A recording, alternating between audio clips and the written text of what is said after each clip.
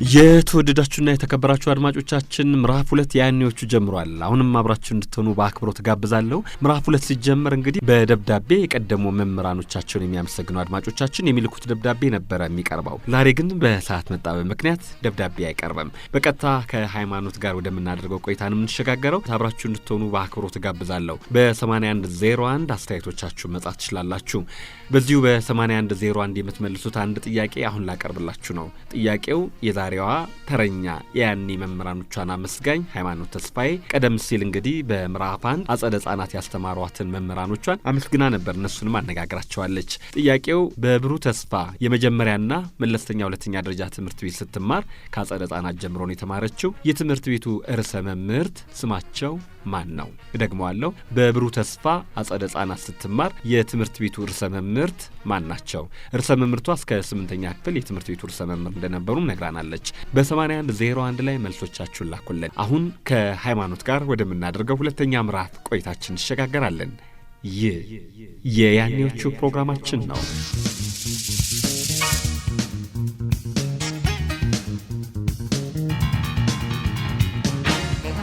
ሃይሚ በምዕራፍ 1 ቆይታችን ከኤሌመንተሪ ወደ ሃይ ስኩል ስትሸጋገሪ ነበረ ያቆም ነው። ከ8ኛ ክፍል ወደ 9ኛ ክፍል ሚኒስትሪ ስታልፊ ወደ ኮከበ ጽባህ ትምህርት ቤት ነበረ የደረሰሽ። ኮከበ ጽባህ ትምህርት ቤትስ እንዴት ነበረ? ኮከበ ጽባህ የሚገርም የህይወቴ ዶርማንት ሳይድ ምለው እሱን ነው። እንዳልኩ ነው ከኬጂ አመጣጣችን በጣም ክሎዝድ የሆነ ግሩፕ ነበር። ከዛ ልክ 7ኛና 8ኛ ክፍል ስንገባ ነው የላይፍን ቻሌንጅ እያወቅነው ነገር የመጣ ነው። ኮከበ ጽባህ ደግሞ እዛ መግባቴንም አላመንኩበትም ነበር። ቤተሰቦቼ እንደማንኛውም ቤተሰብ የመንግስት ሰራተኛ ነው አባቴ። እናቴ ትምህርት ትማራለች፣ እኛን ታግዛለች። አብዛኛውን ጊዜ ቤት መቤት ነበረች። ቆይታ ነው ስራ የጀመረችው። የግል ትምህርት ቤት ማስተማር አይችሉም ነበር፣ ግን ጥረታቸውን አያቆሙም ነበርና እኔ የህዝብ ትምህርት ቤት እየተማርኩኝ ታናሽ ወንድሜ ሲደርስ የግል አስገቡት እሱን። ከዛ ሶስተኛውም ሲመጣ እሱም የግል ገባ። ስለዚህ የዛኔ እኔን ሃይ ስኩል የግል ትምህርት ቤት ከፍሎ የማስተማር አቅም አይኖራቸውም በእርግጠኝነት። ሁለት ትምህርት ልጆች የግል ትምህርት ቤት እየተማሩ ስለሆነ ውድ ነበር ደግሞ የዛኔ በጣም የመረጡት ትምህርት ቤት። ስለዚህ እገባለሁ ብዬ ማላስበው የሆነ ሳልፍም ደስ የማይለኝ በትምህርት ቤቱ ምክንያት አይደለም፣ ያስፈራኛል አካባቢው። አዎ ዱርዬዎች ሳይ ጫካውን ሳይ እንደዛ እንደ ብሩህ ተስፋ ግልጥ ያለ ስንፈልግ እንትን ጋር ዳይሬክተር ጋር የምንሄድበት አይደለም። እኔ በሺዎች የሚቆጠሩ ተማሪዎች ያሉ ነው ይመስለኝ፣ ቁጥሩን በትክክል ባላስታውስም ትልቅ እኮ ነው፣ ትልቅ ነው በጣም። አዎና የሚያስፈራኝ ሞመንት ነበር። ሃይ ስኩል መግባት የሚለው ራሱ እንደኔ ይሄ ብቸኛ ለሆነ ሰው አይነት ነገር ትንሽ ከባድ ነበርና የዛ ጊዜ ትንሽ ከባድ። አንደኛ ግማሽ ቀን ነው የምንማረው፣ ሁለተኛ ከሰፈራችን ሩቅ ነው፣ ብዙ ነው ታክሲ ባስ ምናምን ይዘን የምንሄደው፣ ሶስተኛ ስትወጣ አሉ የመንገድ ልጆች የሚያስቸግሩ። እኔ ደግሞ እሱን ነገር እንዴት እንደምፈራ ብታይ። እና እንደ በፊቱ 1-2 ሰዎች አይደሉም ማአት ናቸው። እና ስትወጣም ተሰክተ ነው ስትገባም ሰክተ ነው። ከዛ አንተ እንደ ሃይ ስኩል ተማሪ ትንሽ ዘነጥ ማለት ትፈልጋለህ። እናቴ ደግሞ እንደዚህ አይነት ቦታ ላይ ምን እንደሚገጥም ስለምታውቅ በደንብ ቆጠብ እንድንል ትፈልጋለች። ብቻ አጭር ጊዜም ስለሆነች ነው መሰለኝ 2 ዓመት ትንሽ ኮንፊውዥን ጊዜ ነበረ። ግን ቢያንስ ሚኒ ሚዲያ የጀመርኩት እዛ ነበር።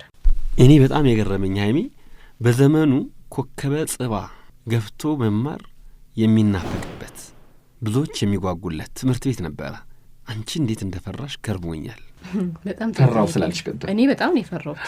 እኔ በፍጹም አልጓጓውለትም ይመስለኛል። ትልቀቱ መሰለኝ እና የተለያየ ዳይቨርሲፋይድ የሆነ ሰዎች ስላሉ ከማን ጋር ስማማለው ማን ያስፈራኛል የሚለውንም ስለማላውቅ ይመስለኛል እንደዛ ትልቅ ነገር ውስጥ ገብተን አናውቅም ካሁን በፊትና እሱ ይመስለኛል ያስፈራኝ። ከዛ በኋላም ግን የሚያስፈሩ ነገሮች አሉት። አንቺ ነይ ምናምን ትባላለህ ከሆነ ከዛፍ ነገር ውስጥ የሆነ ሰው። እኔ ደግሞ ዝም ያልኩ ልጅ ነገር ነኝ። መንገድ ላይም እንደዛ የሚያስቸግሩ ሰዎች ነበሩ። አይ ሪሜምበር እንደውም የዛኔ በደንብ ጥሩ ካራቲስት ነኝ ብዬ የማስብበት ጊዜ ነበርና ከትምህርት ቤት ወጥቼ 5-6 ግሩፖች አሉ። የእጃቸው ትልቀት ግርማዬ ይሄ ጡንቻቸው ከመውጣቱ የተነሳ በብብታቸው መሃል ኳስ ያሳልፋል እንደዚህ ማለታቸው ማለት ነው። ኤክስፕሌን ሳረጋቸው የዛኔ እንደሱ ነበር ኤክስፕሌን ማረጋቸውና እኔ አልፈራቸውም። ምን ያመጣሉ ምናምን ደብዳቤ ይሰጡኛል ምናምን ነገር ይዤ ሄዳለሁ። አልፈራቸውም። የፍቅር ደብዳቤ ማለት 3 ፔጅ ምናምን ነው የሚጻፈው። አንበበሽው ታውቂያለሽ ወይ? ቁጭ ነው የሆነ ዝም ብዬ የመጀመሪያ አካባቢ ያየውና ከዛ በኋላ ተወዋለሁ። ካነበብኩት ስሜታቸው ይገባኛል። የሚሉት ነገር ያስፈራሩኝም ነገር ካለ ይገባኛል። ስለዚህ ወይ መፍራት ልጀምር ነው ወይ ደግሞ መጣላት ልጀምር ነው። መግቢያው ግን ምንድን ነበር የሚለው? ከዚህ ሰማይ ርቀቱ የባህር ስፋቱ የውቅያኖስ ጥልቀቱ አይ እንደሱ እንደሱ ሳይሆን እዚህ ትምህርት ቤት ብዙ ጊዜ ስትመላለሺ እናይሻለን ኮንሰፕቱን ልንገርህ ኤግዛክትሊ ተዝላለ በብዛት ነው እንደሚጽፉት ነው በግለሰብ ደረጃ ነው በግለሰብ ደረጃ አይ ግሩፓቸውንም ይጠቅሳሉ እከሌ ያንቺ ጓደኛ መሆን ስለሚፈልግ ከዚህ በኋላ ከማን ማስጠንቀቂያ ማለት ከማናቸው ወንዶች ሆኑ ከሌሎች ሰዎች ጋር ከሴት ጓደኛ ውጪ ልናይሽ አንፈልግም ብትታይ ራስሽ ላይ ፈረጂ ነው ኤኒዌይስ ልክ እኔ ገና ያቺ የማስፈራሪዋን ነገር ሳያት ትሽ ነገር ብዬ ነው የምተዋት ተማመናለሁ በራሴ እኔ መቼም ያን ሁሉ 7 ጋንግስተር መታለው ብዬ ባላስብም ግን ኮንፊደንሱ አለ ከዛ ምን ይሆናል እናት ያገኘችው ሰው ደብዳቤ ሜንታ ቤት ውስጥ አገኘችው በስማ አባቴ እንዳይሰማ አባቴ ከሰማ ጦርነት ተፈጠረ በቃ እሷም አባቷም ይገሏቸዋል ብላ ነው የምታስበው ከዛ እናቴ ሳትነግረኝ ከጎረቤቷ ጋር ሆና በ9ኛ ክፍል ከትምህርት ቤት ስወጣ አስበው ሃይ ስኩል ነኝ ነው የምትለው ራሴን ይችላል ብለ የምትልበት ጊዜ ላይ በርጋ ጠብቀኝ እነዛ ሰዎች ስልክና ማስቀምጠዋል እዛ ጋር ደውላ እነሱን ማዘጋጅታ ማለት ነው ሁለቱ መተው እናቴና ጎረቤቷ እንደው የኔ ልጅ ባከባክ በስንት መከራ ያሳደግናት ልጃችን ነች ባክተውል እኔ ተቃጣልኩ ነው ምን በመጀመሪያ ምን እንደምታርጉት እዚህ ጋር አይ ነኝ እንፈልግሻለን አስፋልት አሸገሩኝ ፊት ለፊት ያለው ቦታና ሰዎቹ ተሰብስበው ቀጥ ብሎ እነሱ ጋር ነው የሚወስዱኝ ከዛ ምንድነው ሲባል ይቅርታ አርግላት እንደው ያረጋችሁም ነገር ካለ ከማንም ወንድ ጋር ታያትን በዚህ ጋር ስታልፍ ደግሞ ወንድ ጓደኞች ነበሩኝ የተወሰነ አብረን እንሄድ ነበር ያልከው ነገር በሙሉ ይከበራል ግን እቺ ልጃችንን ተውልን በስንት አንድ ሴት ልጅ ያለችኝ እሷን ጎረቤታችን ታለቅሳለች ሽብር ይተባለች ጎረቤታችን ትዝልኝ እና ትችልበታለች እንትን ማረግና እያለቀሰች ትለምነዋለች ሰውየው እልሄ እዚህ ጋር ወጣ ግርማይ ጭንቅላቴ ላይ እናቴ ስለሆነች እናቴን በጣም ስለማከብራት ምንም ማለት ስለማልችል ነው እንጂ እንዴት እኔ ሰው ሊጠብቀኝ መጠበቁት ሶኪ እንዴት በዛ መንገድ ይለምኗቸዋል ያጠፉት እነሱ አትሂጂ ያሉኝ ማናቸው እነሱ አላሳደጉኝ ምን አላሉኝ እንዴት ብለው ነው በዚህ ከከሊ ጋር ትሂጂ በዚህ ጋር አትውጪ ሊሉኝ የሚችሉት who are you እኔን ኦርደር መታረገው ነው ማለት እኔ እናቴ ግን የኔም አለው ማለት የሆነ ነገር ውስጥ ይከታታል ብላ አስባ ነው መሰለኝ እነዛ ሰዎች እግራቸው ላይ ወድቀው ሽብሬ ጎረቤታችን እግሩ ላይ ወድቃ ለምና ባከባክ በቃ እኔ ተወላችኋለሁ ግን ከማንም ወንድ ጋር በዚህ ጋር እንዳታልፋል ተናደድኩ ልነግርህ አልችልም አባቴ ከሰማ እንዴት ነው የሚለው ማን ነው ከማን ጋር የምትደራደሩት በኔ ልጅ ጉዳይ ምን እዚህ ጋር ራሱ ምን አደረሰው ነው የሚለው እኔም ራሱን የራሴን መከላከል መቻነስኩኝና ነው እንትን መጥቶልኝ ባክ ተብሎ የሚለመነው ራሱ ባጠፋው ጥፋት ነበር የምለው ግን ኤኒዌይስ ኢት ወርክድ ሁሉም ነገር በጊዜው ሲሆን ጥሩ ነው አቅም እንዳለን ብናቅም አቅም የሌለን ቦታ ላይ ደግሞ ልንገኝ እንችል ይሆናልና በዛ መንገድ ማሳለፋችሁ ጥሩ ነው ብያስባለሁ ኤኒዌይስ እሱ ትዝ ይለኛል ኮከበ ጽባ ሌላ አንድ ትራማታይዝ ሆንኩበት ነገር እርሜን አንድ ቀን ከትምርት ፎርፍ ያላቅም ቀርቻ አላቅም ሁሌ ትምርት ሄዳለሁ ጎበዝ በሆንም ባልሆንም አንድ ጊዜ ያው ጓደኛ መያዝና የሚባል ነገር አለ አይደለ 10ኛ ክፍል ላይ ስንደርስ በቃ ነው ቦይፍሬንድ ነገር ኖት አክቹዋል ቦይፍሬንድ ነገር ነው እኔም በቃ አሁን አደኩኝ መሰለኝና መንስኪ ሰው እንትን ልበል ይያልኩኝ ከአንዱ ልጅ ጋር ማውራት ነገር ጀመረን ላይብረሪ ነኝ ብዬ ከሰዓት የጧት ሽፍት ነበርኩኝ ላይብረሪ ነኝ ብዬ ከሰዓት በኋላ ላይብረሪ ሳልገባ ከሱ ጋር ወክኮ ደግሞ ምናረገው ከኮከበ ጽባ እስከ ሾላ ድረስ ወክ ምናረገው ደስ ይላል እኮ ግን ሐሳቡ ደስ ይል ነበር በጣም ድንገት ፈርቶ እንኳን እጅሽን ከነካው ያለርሻል ግን የኔ እንትኗ ምን እንደሆነች ታውቃለህ ልክ ይዛች የሳንቲማ በጥፌ ተመታውባት አጭር ነበረች የደስታ ሞመንቷ ሳስበው ደስ ይለኝ ነበር የዚህ ቀን ከሰዓት ወተን ምናምን ፕላን ተደርጎ ነው በደብ ወክ እናረጋለን ብለንና ከኮከበ ጽባ ወተን የኛሽ ነበር ስሙ ሳሚ መሰለኝ ኤግዛክትሊ ከዛ ወተን ልክ አስፋልቱ ጋር መሄድ ስንጀምር በቃ ያቺ ስሜት ደስ የምትሏ ስሜት ወክ ማለት ነገር ስንጀምር ሃይማኖት ተባልኩ መንገድ ላይ ግራኔ ገባኝ መንገድ ላይ ማን ነው ላይቀኝም ይችላል ሶርስል አባቴ በመኪና ውስጥ በመስሪያ ቤት መኪና ውስጥ ሆነው ቀብር እየሄዱ ነው ኢቭን ያበባ ጉንጉን አስቀምጠዋል መኪናቸው ላይ እኔ ደግሞ በህይወቴ ላሳዝነው ላስከፋው ላሳፍረው ማልፈልገው ሰው አባቴ ነው ምንም አይነት ድርድር የለም እሱ ላይ ሃይማኖት ተባልኩኝ በቃ ግራኔ ገባኝ ማን ነው ሊጠራኝ የሚችለው በዛ ቶን ብዬ ሶርስል እሱ የሚሄደው በመኪናው ሳይድ ነው ሳሚ የሚባለው ልጅ የሚሄደው እኔ ደግሞ በእግረኛው በኩል ነኝና ልክ እሱና ለፌሎ ዞርስል አባቴ ነው መኪና ቆሞ የሚጠራኝ ማለት ነው በስም አሞል መሬት ተከፍታ ብትውጠኝ የሚባለው ነገር የዛን ቀን ነው believe it or not ያ የህይወቴ ትልቁ ዳውን ሞመንት ነበር 8ኛ ክፍልም ከመውደቅ የሚበለጠ አባቴን ማሳፈር መዋሸት ትምህርት ቤት ነኝ ላይብረሪ ነኝ ብዬ መንገድ ላይ መገኘት ብዙ ነገሮች ተደበላለቁብኝ በቃ ምንም ነገር ሊፈጠር ይችላል አባቴን ግን ዋሽቼ በዛ መንገድ ላሳዝነው አልችልም እና ይሄ ሞመንቶች ይመስሉኛል ኮከበ ጽባ ላይ ያለኝን ስሜት እንትን እንዲያረገኝ ያደረገው። ከዛ በኋላ ግን ያ ነገርም አልቀጠለም። በቃ was very strict ያ ሞመንት ከሚፈጠር የትኛውም ደስታ ቢቀርብኝ ነው የሚሻለው። ልጁስ ምንም አላለም እንደው አልተናደደም? የኔ ስሜት በጣም ጎልቶ ስለነበር የሱ ስሜት ዝም አላለኝም። ባላየው ምንም አይመስለኝም ነበር የሚቀጥለው ቀን። ከዛ አልተያያችሁም በላይ በእንቅልፍ I think ተገናኝተናል ግን እንደማይሆን ነገርኩት። ምንም የቀጠለ ነገር የለም። አንቺ ልጅ የጠየቅሽው እሱ ነው የጠየቀሽ? እሱ ነው ረበለው መጠየቅ እኔ ደንበኛ ሴት ነበርኩ ድሮ እንደዛ አይባል ነገር የለም። አይ እንዲያው ጉርምስና ስለነበረ ከአንዳንድ ጨራሽ ይሄ ሆነው 10ኛ ክፍል 10ኛ ክፍል ላይ በጣም ደስ የሚል ነው። 10ኛ ክፍል ከዛ 11ኛ ክፍል ተገባ። 11 አልተገባም። እሱ ጋር ነው ተርኒንግ ፖይንት። 10ኛ ክፍል ወደኩ ድጋሚ ማትስ የሚባል በቃ ክፉ ትምህርት አለ እየተከታተለ የሚያስወድቀኝ ትምህርት አለ። ሶ አዲሱ ምዕራፍ የህይወቴ ምዕራፍ የተጀመረው 10ኛ ክፍል ላይ ነው። 10ኛ ክፍል ተፈተነ ረጅም ጊዜ ነው የምትጠብቀው 3 ወር ከምናምን ነው የሚጠብቀው። እንደ ከሚኒስትሪም ይረዝማል። ስለዚህ የክረምት ብሬክ ነገር ማድረግ አክቲቪቲ ስለሚያስፈልግ እንዳልኩ ሚኒ ሚዲያም ገባ ስለነበር የዛኔ ማንበብ መጽሐፎችን ረካ ማንበብ ምናምን የሚባለው ነገር ስላለ በዛው የቲያትር ክበብ የሚባል ነበር እዛው ኮከበ ጽባ ውስጥ። እዛ ትንሽ አልፎ ገባ ነበር ብዙም ጊዜ ባይኖርም። 10ኛ ክፍል ውጤት እየጠበቅን እዛ ክበብ ውስጥ ገባው። አዲስ የፈጠረብኝ ስሜት የምችለውን ነገር አየሁኝ። ጎበዝ ብሎ የሚነግር ሰው የዛኔ እዛ ክበብ ውስጥ ነው የመጣው። I was a good actress ኢምፕሮቫይዝ ሳረግ ጥሩ ነበርኩኝ፣ አክት ሳረግ ጥሩ ነበርኩ። እዛ ክበብ ውስጥ በደንብ አደኩኝ ነገርና የኔ ቦታ መሰለኝ። ሁሉም ሰው መጀመሪያ የምትመርጠው ሃይማኖት ነች። ሁሌ ሁለተኛ አይደለም ሶስተኛም አይደለም። እዛ ቦታ ላይ ስመጣ አንደኛ መሆን ጀመርኩኝ። ከዛ በፊት ሜቢ 30 ምናምንኛ ነው መውጣው ወይ 20 ምናምን sometimes 40 ምናምን ሁሌ ግሩፕ ውስጥ ነኝ ያለሁት። እዚህ ጋር ግን ስመጣ the one ተብዬ መመረጥ ነገር ጀመርኩና ኮንፊደንስ ኮምፎርት ሃፒነስ እየሰጠኝ መጣ። ደስተኛ መሆን ጀመርኩኝ እና ያንን ጆርኒ ወደድኩት። የአርቱን ጆርኒ something ለካ የምችለው ነገር ይሄ ነው ማድረግ የምችለው ነገር ለካ አለ የሚለው ነገር ኮንፊደንስ ሰጠኝ። ከዛ 10ኛ ክፍል መስከረም አካባቢ ውጤት ሲመጣ ውጤቴ ለዩኒቨርሲቲ አያበቃም ለኮሌጅ ነው። ስለዚህ ወደ 11ኛ ክፍል ማለፍ አልችልም። የዛኔ ቦርድ ላይ ትዝ ይለኛል እያየሁ ምንድነው መማረው በ10ኛ ክፍል ያ ማለት 17 ዓመቴ ማለት ነው። 17 ዓመቴ ሊሆነኝ 16 መጀመሪያው ላይ ነበርኩኝ። 10ኛ ክፍል ላይ ውጤት አልመጣም። አባትሽ ምን አሉ? ምን ተሰማቸው? የመነን ጥሩ ቤት ሰርታለች 8ኛ ክፍል ላይ እና በደንብ አስረድተዋለች። ትልቁ ችግሩ ምን መሰለ በወደቄ ሳይሆን የመጀመሪያ ልጅ መሆኔ ነው። ሁሉ ጊዜ ትምህርቴ ዝቅ ሲል ሊያስጠናን ሲቀመጥ ምናምን አባቴ እናቴም ስታስጠናኝ ስትናደድ ምን ይለኛል? አንቺ እኮ የመጀመሪያ ልጅ ነሽ። አንቺ ካሸነፍሽ ያሸንፋሉ ታናናሾችሽ፣ አንቺ ከወደቅሽ አብረውሽ ይወድቃሉ። ጋሽ ተስፋዬ ናቸው ይሄ ጋሽ እሱ ነው እንደዛ የሚለኝ። ሶ ይሄ ኃላፊነት ጋሼ ነበር የምለው አሁን ባባ ነው የምለው እና ይሄ ኃላፊነት ያንቺ ውጤት ብቻ መሰረት ያደርግ አይደለም። 3 ልጆች ናቸው። የመጀመሪያ ስለሆንሽ ቤቱን የምትመሪው አንቺ ነሽ ይለኛል እና መውደቅ አማራጭ አይደለም ይለኛል። እሱ ነው በጣም ኃላፊነት ከልጅነት የጀመረው ኃላፊነት አለብኝ ቤተሰብ መመራው እኔ ነኝ የሚለውን ስሜት የሚሰጠኝ የነበረው እና ያን ሁሉ ምንም ሳያጎልብኝ to the point ጦጣ ይገዛልኝ ነበር ቤታችን ውስጥ።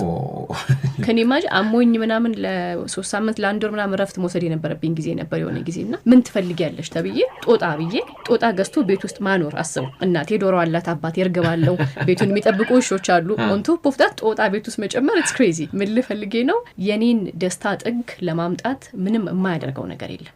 ለተደረገልሽ ሁሉ በተግባር ታሳይ ይሆናል። ማንደበትሽ ግን አመስግንሻቸው ታውቂያለሽ? በደንብ አሳይቼዋለሁ። ይኸውልህ ስራዬ ስራ መሆኑ የገባኝ ድርጅቴ ከተከፈተ ከ5 ከ6 ዓመት በኋላ ነው።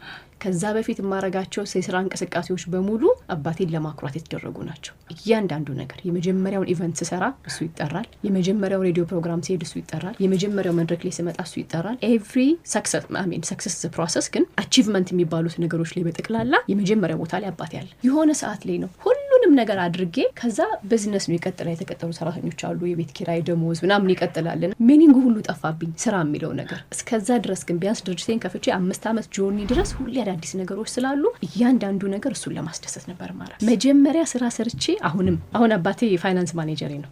በጣም ደስ ይላል። የሶስቱም ድርጅቶች ፋይናንስ ኃላፊ ሆኖ የሚሰራው እሱ ነው። በስሩ አካውንታንቶች አሉ፣ ግን ሶስቱንም ፎሎ የሚያደርግልኝ እሱ ነው።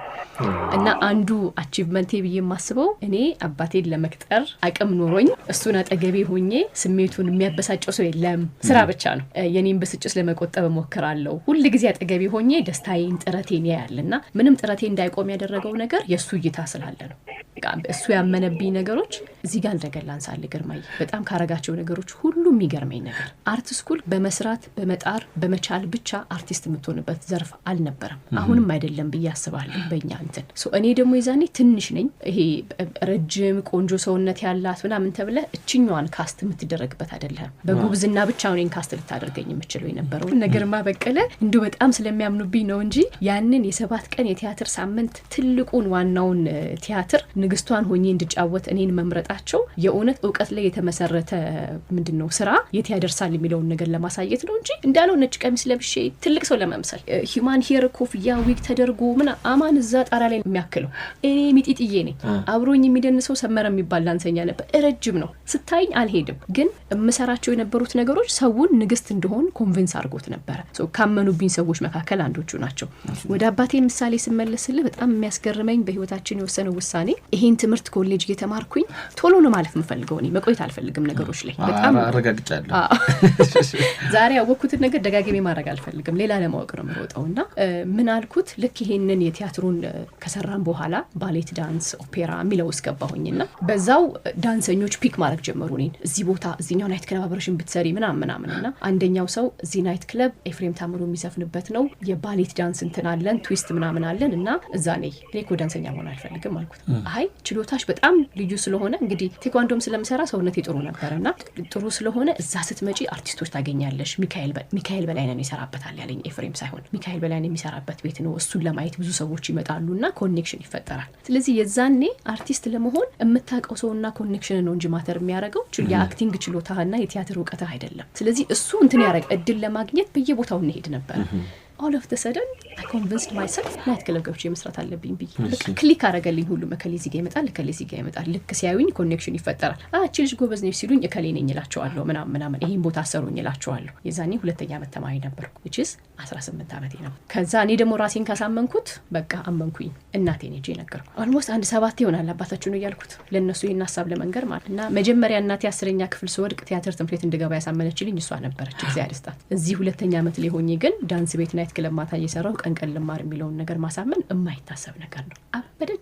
አበደች እናቴ። በጭራሽ እንዳታስቢ አለች። ልጄ ሌሊት ሰርታ ጠዋት የምትገባ ልጅ በጭራሽ አለች። ከዛ እሷ እንደማላሰምን ሲገባኝ በደንብ አሰብኩበትና አባቴ ላዋራ ብዬ አዋራሁት። አልጋ ላይ ነው ቁጭ ብለን ያወራነው ትዝ ይለኛል። ለምን አሰብሽ አለኝ። በዚህ ምክንያት። እንዴት ይሄ መንገድ ይሆነኛል ብለሽ አሰብሽ? ቢኮዝ ከሌ ስለሚመጡ። እሺ እኔ ልጅ እኔ ባንቺ የኔ ስራ አለኝ አንቺ የስኬት መንገድሽ ጋር ስትሄጂ መንገዱን መጥረግና ማስተካከል ነው እንጂ እንቅፋት መሆን አይደለም። ስለዚህ ያንን መንገድ እንድጠርግልሽ የሚያስፈልገውን ነገር በሙሉ በህይወቴ እስካለውኝ አደርጋለሁ የምችለውን ነገር። አሁን እዚህ ጋር የሚያሳስበኝ ልጄ ሙዚቃ ቤት ገብታ ናይት ክለብ ገብታ ተበላሽታ ትወጣለች የሚል ሳይሆን እዛ ሆነሽ ያንቺን ቪዥን ያንቺን ፊውቸር ማበላሸት የሚፈልጉ ሰዎች ካሉ የምትጠጪበት ነገር ውስጥ የሆነ ነገር ሊጨምሩብሽ ይችላሉ። ስለዚህ ስትጠጪ ተጠንቀቂ። የት ነው የምታድሪው አለኛ። እዛ አልጋ አለ ብለውኛል። የኔ ልጅማ ሰው ቤት አታድር መንገሌ ለዛው ናይት ክለብ እኔ እጠብቅሻለሁ። እስከ ስንት ሰዓት? 9 ሰዓት ተኩል ከሆነ የምጨርሰው ችግር የለም መኪና ላይ ታንቺ እጠብቅሻለሁ ስትመጪ ይዤሽ እመጣለሁ። ዋናው ነገር ግን ይሄ መተላለፊያ መሻገሪያ ድልድይ ነው እንጂ ህይወት አይደለም። ስለዚህ ትምህርትሽንስ እንዴት ነው ማታቋርጫው አለኝ። እሱን ለኔ እንደ ቻሌንጅ ብለህ አስበው። ማታ እየሰራው ቀን እየተማርኩኝ መኖር በወጣትነቴ የምጀምረው አንዱን ቻሌንጅ ነው ብለህ አስበው አልኩት። ፕሮፌሽናሊ ተነጋግረን ከአባቴ ጋር ተግባባን። በ18 ዓመቴ ኮሌጅ ተማሪ ሆኜ አባቴ ናይት ክለብ ገብቼ እንሰራ ፈቀደልኝ። ገና ግን ስራው አልተጀመረም። ያቺ ሞመንት ኢትስ አ ቢግ ዲል። ምን ያህል አባቴ እንደሚያምንብኝ፣ ምን ያህል እኔ ለሚሄዳቸው መንገዶች ምን ያህል በህይወቱ ሪስክ እንደሚወስድ ነው የገባኝ።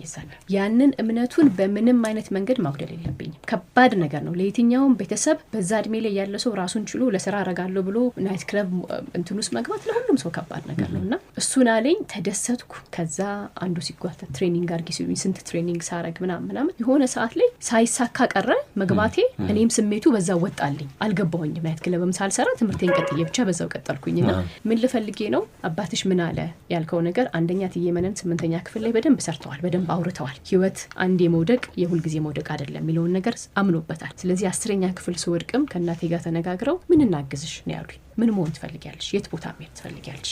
በቃ ይሄ ሆነ። የሚቀጥለው መንገድ ደግሞ እንዴት ይሁን ነበር ያሉኝና እኔ አሁን በዚህ ክረምት ውስጥ የተማርኳት ቲያትር ትምህርት በጣም ወድጃታለሁና it's something እኔ አንደኛ ሆኜ የምታይበት ነገር እና እሱን ኮሌጅ አጣርቻለሁ እዛ ብታስገቡኝ አልኩኝ። እናቴና አባቴ ተነጋግረው በወር 600 ብር እየተሰጠኝ ኮሌጅ ራክማኖፍ ኮሌጅ ገባሽ ክላስ ጀመርኩኝ ማለት ነው።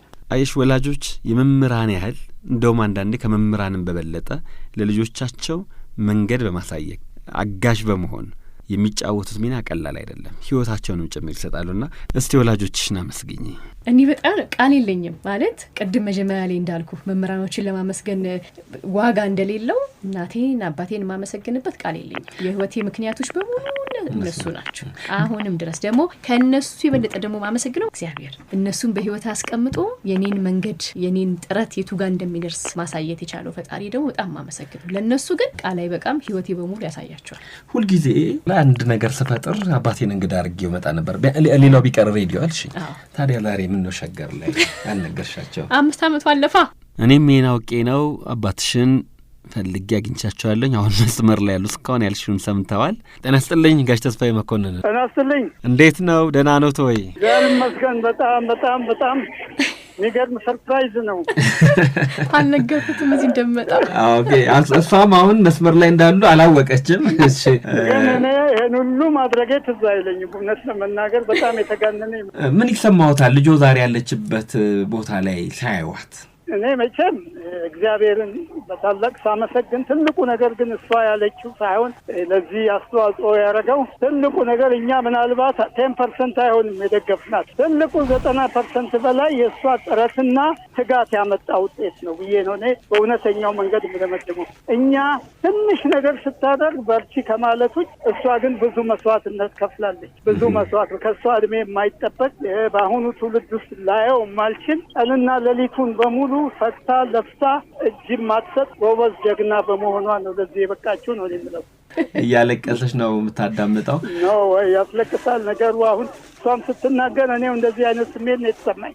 ግን ይህን መቼ ነው ያደረኩት ብዬ የራሴ እስከ መጠየቅ ደርሻለሁ።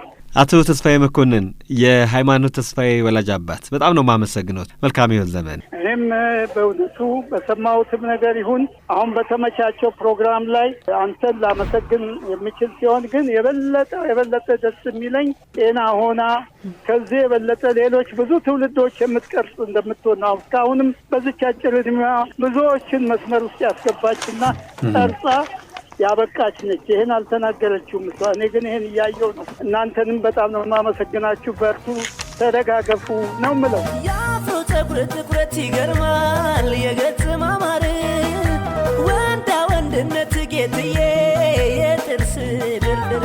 አድማጮች ሸገርን የምታዳምጡት ፕሮግራሙ ያኔዎቹ የዛሬ ቆይታችን ያኔ መምህራኖቿን እያመሰገነች ካለችው ሃይማኖት ተስፋዬ ጋር ነው። ሃይማኖት ዛሬ የሶስት ድርጅት ስራ አስኪያጅ ናት። በጋዜጠኝነት ሙያም ሰርታለች። የተለያዩ ፕሮግራሞችንም አስተዋውቃለች። የዓለም አቀፍ ኮንፈረንሶችንም አዘጋጅታለች። ለዚህ ሁሉ መሰረት ያን ያስተማሩኝ መምህራኖቼ ናቸው ትላለች። በተለይ አጸደ ሕጻናት ያስተማሩኝ መምህራኖቼ መቼም እንደማትረሳቸው ቅድም ነግራናለች። እንግዲህ የሁለተኛ ደረጃ ትምህርቷን አጠናቃለች። የቲያትር ትምህርት ልትማር ከወላጆቿ ጋር ተመካክራ ተፈቅዶላታል። እዛስ ትምህርት እንዴት ነበረ? ቆይታችን ይቀጥላል። ይህ የያኔዎቹ ፕሮግራማችን ነው።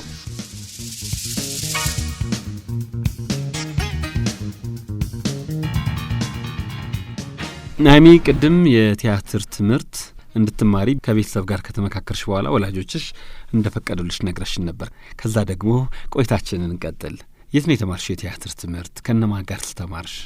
የተማርነው የዛን ጊዜ ስሙ ራክማኖቭ ነበር የሚባለው ነበር። ራክማኖቭ የቲያትርና የፊልም ጥበብ ትምህርት ቤት ነበር የሚባለው። አሁን ወጋገን ብለውታል መሰለኝ። የተማርናቸው አብረን የኋላሸት ዘሪሁን፣ የኋላሸት ጽጌ፣ ከዛ ኤልሳቤት ድንበሩ፣ ራኒ አየህ ከናባት ስማቸው ነው ማስተዋወሳቸው እነሱ።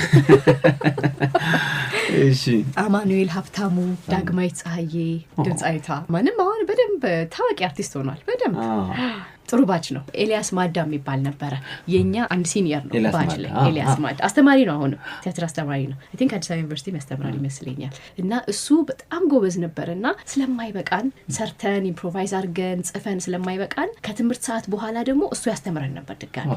እና ከአማን ጋር ኤልሳቤት የምትባል ልጅ ጓደኛ አሁን ውጭ ነች ያለችው፣ እሷ ኮኪ የምትባል ልጅ ሆነን አብረን ኢምፕሮቫይዜሽን እንሰራ ነበርና በደንብ እንድንለማመድ አድርጎን ነበረ ኤልያስም። ለማንኛውም ሃይሚ አሁን ከጠራሻቸው ሁለቱን አሁን እናነጋግራቸው። ማናምን ደስ ይለኛል አሉ መስመር ላይ። ሄሎ ባያቸው እስቲ። ሄሎ ዮሐላ ሃይሚ ወይዬ ደህና ነህ ወይ? ዛሬ ግርማ ማያገናኘን ሰው የለም። እንዴት ነህ? በጣም ዳግማዊትም አለች። አሎ ዳግዬ እንዴት ነሽ? አንቺን እንኳን ያው ሁሌ ስለማገኝሽ ብዬ ነው ዮሐላን ሞቅ አድርጌ ሰላም ያልኩት። እንዴት ነሽ? ሰላም ነው ወይ? እንዴት ነህ? ዮሐንስ ደህና ነህ? ስራ ጥሩ ነው? ልጆች ደህና? በጣም ሁሉ ሰላም። እናንተ እንዴት ናችሁ? እግዚአብሔር ይመስገን። ድምጽ ስለሰማው ደስ ብሎኛል ከብዙ ጊዜ በኋላ። እኔም ደስ ብሎኛል ዳጊ። ሃይሚዬ እንዴት ነሽ? ደህና ነኝ እግዚአብሔር ይመስገን። ዮሐንስ ጋር ማውራት በጣም ከባድ ነው። ብዙ ትዝታ ነው ያለውና አንዴ የዓለም የቲያትር ሳምንት የሚከበርበት ጊዜ ላይ የሆኑ ቲያትሮች ስሩ ተብለን የኋላ ነበር ዳይሬክተሩ። በጣም ስትሪክት ነው የኋላ፣ ምንም አያልፍም። በጣም ጎበዝ ተማሪ ነበረ። ደግሞ አድረን መስራት የጀመርነው የዛኔ ነው። በህይወቴ ለመጀመሪያ ጊዜ አድሬ ስራም ሆነ ትምህርት የጀመርኩት የዛኔ ነው። እና ብሎኪንግ ይሰጠንና እዚህ ጋር ቆሙ፣ እዚህ ጋር ቀጥሉ ይለናል። ከዛ ልክ የኔን ብዬ የሚቀጥለው ሰው ዲያሎጉን ብሎ እስኪመጣ ድረስ እተኛለሁ በቆምኩበት። እኔ የሚገርም ነው የእውነት በጣም የሚገርም ጊዜ ነበረ። እኔ በጣም ማስታውሰው እንትን ምንድነው ቮካል እንሰራ ነበረ በፍሪ ታይም እንትን ምንድነው ኢምፕሮቫይዜሽን እንሰራለን። ግን ቮካል ላይ ሃይሚሹን በፍጹም አረሳትም። የሆነ ደስ ቀጭን ድምጽ አላት ከሌላ በጣም እንደገባ ወገቧን ይዛ አይደለም የሰሩ ጎልቶ የሚሰማኝ ነበርና እንደው ለምን እንዳትወዳደር ምን ነበር ሰማይ ደም መሰለ እዚህ ልሻቸው እረም በዚህ ላይ ወገቤን የሚይዘው እኮ ድምጼን ስለማልችለው ነው። በቅጥነቴ ላይ ድምጼ ከብደኛል ያንን ሳወጣና እኔ ግርማ አንተም በሆነ ማለት ገዳም እንደገባም ወይም ሰማይ ደም መሰለን ሃይሚን እስቲ አሁን በጭራሽ የኔ ድምጽ በፍጹም ለሙዚቃም ለመዝሙርም አይሆንም። ሰምተን እንፈዳ ግርማትስ ግጥሙን ታስታውሽኛለሽ? በጣም ኦ ማይ ጋድ ጉድ ልትሰሩ ይዛል እግዚአብሔር በሉ አሁን ልዘፍን ነው። ግጥሙን አስታውሷታ። ያው ዳጊ ያለሽ መጨመር አይደለም ዮሐንስ ስራንስት ገዳ ባንቺ ድምጻት ጀምረው ጉድ ልታርጊኝ እኮ ነው እንዴ? እሺ ቆይ ገዳም እንደገባ ይሻለኛል። ገዳም ይሻል የስራችሁ ድስታችሁ። እሺ ገዳም እንደገባ እንደ መለኮሰ መራቅሽን ያየው አሃ ኦሆ ባይኔም ባፈሰሰ እግዚአብሔር ይስጥሽ። የድምጼን ቅጥነት እኔ ራሱ አሁን ሰማሁት። አይ በጣም አሪፍ ነው። ዛሬ ጉድ ነው የሰራችሁ በእውነት ዳጊዬ። የትምህርት ቤት ቆይታችሁ እንዴት ነበረ? እስቲ ስለዛ ጊዜ አንድ ላይ ልትስማሙባቸው የምትችሉትን ነገር ብትነግሩኝ። ዮሐንስ ላይ ጀመረ ይሄ እኔ ልቀጥል አይደል? እውነት ለመናገር ግርማ በጣም የሚገርም ጊዜ ነበር ያሳለፍነው። እንደምታውቀው ከአዲስ አበባ ዩኒቨርሲቲ ውጪ የቲያትር አርት የቲያትር ጥበባት አጫጭር ኮርሶች ይሰጥ ይሆናል። በዚህ በዲፕሎማ ደረጃ ግን የሚሰጥ ተቋም አልነበረም። እኛም ስንመጣ ሁላችንም ማለት ይቻላል ገና ልጆች ነገር ነን። ፍላጎቱ አለ ምናምን በጣም ያንን ፍላጎታችንን የተረዱ መምህራኖች ነበሩ ማለት ወደ እፈልጋለሁ። አይደክመንም። አሁን ለምሳሌ ሃይሚን ብናነሳት በጣም የምትገርም ናት። እንደ ያው ማርሻል አርቲስት ናት እንደምታውቀው። ፈጠን ያለች ናት፣ ፈጣን ናት፣ ምናምን ማስተባበር ትችላለች። ጎበዝ ተዋናይት ነበረች። ዳጊም እንዲሁ ስትመጣ እንደዛው ናት። ማለት በጣም ፈታ ያለች ናት፣ ጎበዝ ስትተውን ጎበዝ ናት። እርስ በርስ ያለን ግንኙነት የሚገርም ነው። ከሱ ባሻገር ግን በዋነኝነት የነበሩን መምህራኖች ሳይሰስቱ እውቀታቸውን የሚሰጡን ነበሩ። አሁን አንደኛው ካናዳ ነው ያለው፣ ሰላሚውን አስራት ይባላል።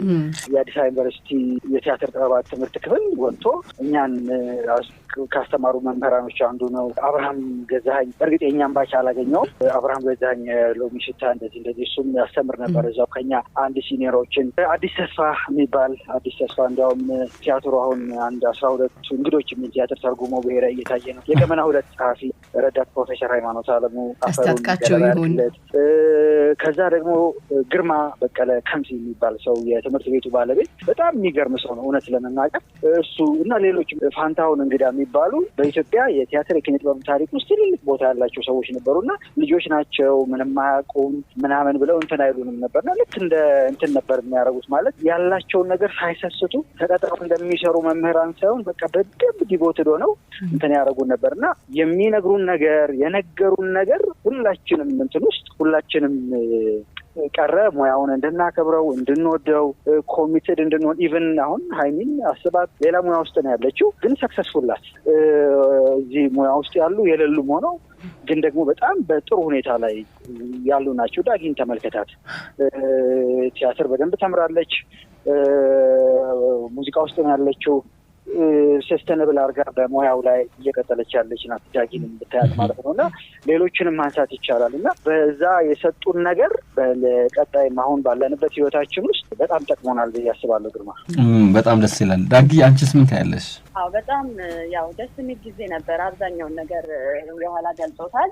ለሁላችንም በጣም ትልቅ ልምድ ለኔ የመድረክ ልምድ ሆኖኛል። ድፍረት እንዲኖረኝ በደንብ አይዶል ውድድር ላይም ስለነበርኩኝ በጣም ቲፎዞዎች የነበሩ በድምጹም በደንብ እንድሰራበት ግርማ የኮሌጁ ባለቤት ያለቅ ግርማ በጣም ነበር የሚያበረታታን ሁላችንም በየታለንታችን ቲያትረኛውንም ቲያትር ስክሪፕት እየሰጠን ብሔራዊ ቲያትር በቃ ኦልሞስት ቤታችን ነበረ። እነ ጋሻ አስታጥቄ እነ ነፍስ ይማርና እነ ጋሻ ሃይማኖት አለሙ ኦፍኮርስ ጊታር ይዘው አብረን ስንጫወት ትዝ ይለኛል በጣም ነበር። ሁላችንም በቃ እንደ የቅርበታችን የአባትና ልጅ እንደ ወንድም ማለት ይቻላል። እንደ ላይክ አርቱንም እንድንወደው በደንብ እውቀት እንዲኖረን እንዳለው ሳይሰስቱ ነው በደንብ ያስተማሩን። የነበረችን ትንሽ አጭር ጊዜ ቢሆንም ግን በቃ ለረጅም ያህል የምንተዋወቅ እስካሁን ድረስ ፋሚሊ ነው። የቤተሰባዊነት ስሜት ነው ያለንና ሁሉንም መምህራን በእውነት በጣም ላመሰግን ፈልጋለሁ። በያሉ ተማሪዎች ጋርም እንደዚህ የምንገናኝበት ሁኔታም ቢኖር ብንጠያየቅ ምናምን ደስ ይለኛል። ሁሉም ደግሞ ስኬታማ መሆኑ አብዛኛው እያየው ያለሁት በሙያውም የገፉበትም ያልገፉበትም ግን ባሉበት ስኬታማ ሆነው ስራቸው ላይ ትኩረት አድርገው ሀይሚን ተመልከታት። በጣም ከምኮራባት በጣም መወዳት ጓደኛዬ ነች። ግን በስራዋ ደግሞ በጣም ነው ማከብራት። በእናትነቷ በጣም ነው ማከብራት እና ስራዋ ላይ ስትሪክት ናች። በጣም ኮሚትድ ነች እና ይሄ ያ ከመጣንበት መሰረቱ እዛ ጋር ይመስለኛል። ብዙ ጊዜ ትምህርት ቤት ላይ ተጀምሮ የሚዘልቁ የፍቅር ግንኙነቶች በአንዳንድ ተማሪዎች መካከል ብለው ይጠረጥራሉ። አንዳንድ ሰዎች አሉ የነበሩ የዘለቁ የዘለቀም ነበረ። ያው ይሄ ግልጽ ነው። እኔን ቀጥታ የሚመለከት ነው። ለማንኛውም እኔ ከሚስቴ ጋር ካሁኗ የልጆቼ እናት ጋር ሚስቴ ጋር እተዋወቅ የነበረው እዛ ነው።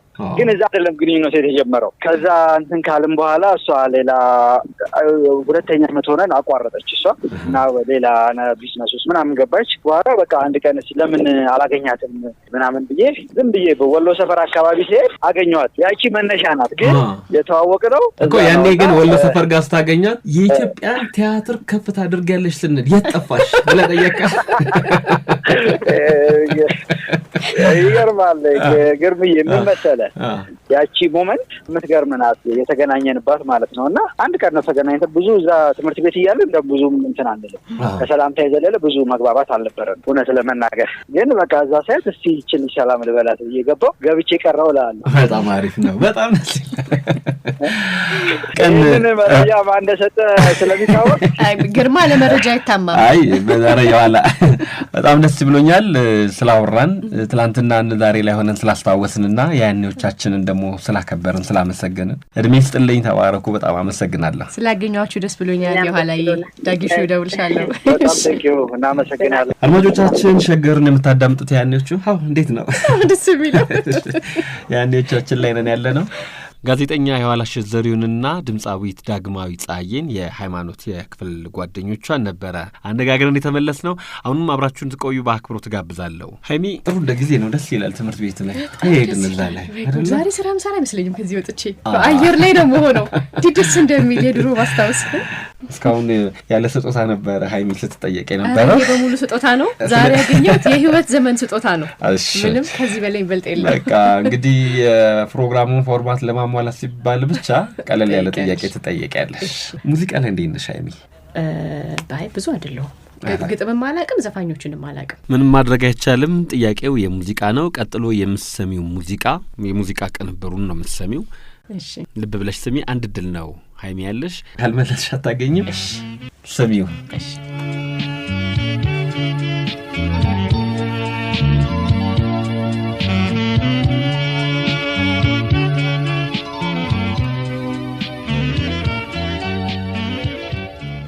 ይሄኛው አሁን የሰማሽው በመሳሪያ ብቻ የተቀነባበረው ሙዚቃ የዘፈኑ አካል ነው። የማን ነው? ዜማው ትዝ ይለኛል። አባቴ ብዙ ካሴቶች ነበሩትና የድሮ ሙዚቃ ሁሌ ስለሚከፍት ትዝ ይለኛል። ይደገምልሻ? እሺ ይደገምልሽ።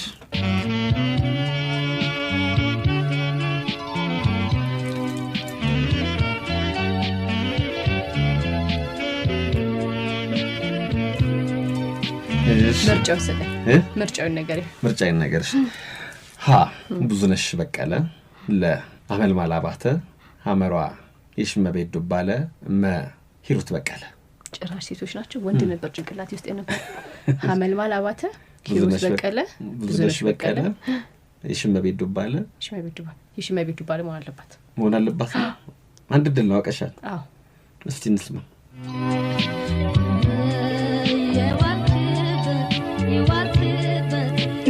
ነች አይደል